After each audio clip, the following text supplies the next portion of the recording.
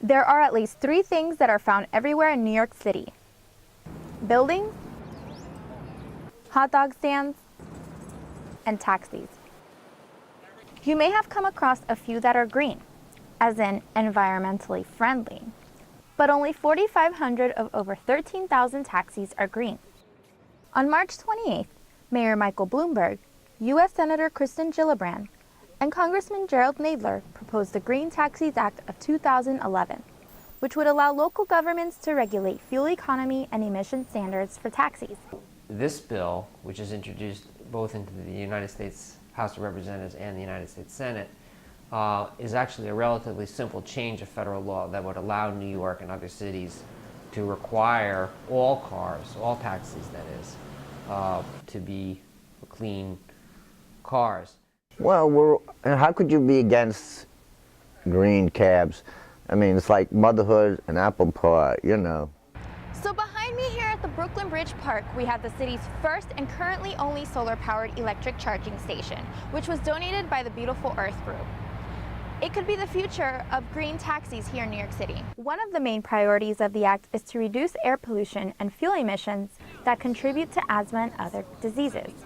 Solutions that we need for the environment. I think the environment needs a radical solution, not something that's going to be just getting taxis to go green, because there's many other factors to what's actually causing pollution. I mean, automobiles are actually only a small part of it. It's a good thing. I think there should be some kind of financial support for them, but I'm very much into saving the planet.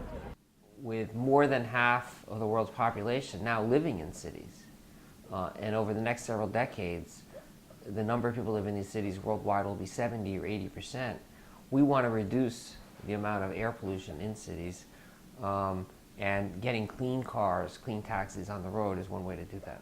It's a step in the right direction, both for, for the cities and for the drivers' health. But it was introduced once before, I think 2009, and I'm not sure why it didn't pass, but it didn't. And under federal law, present federal law, only the federal government can set the mileage standards. The city tried that and lost in court, even in the appeal.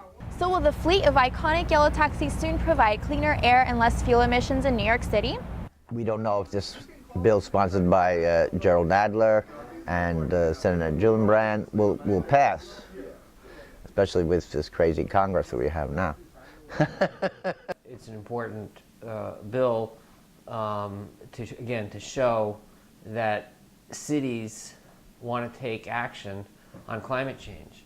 Washington should be supporting cities to take action on climate change and protect their citizens, not standing in the way. We will just have to wait and see if the bill is given the green light to make the air cleaner and the yellow taxi greener. For Pavement Pieces, this is Viviana Gonzalez.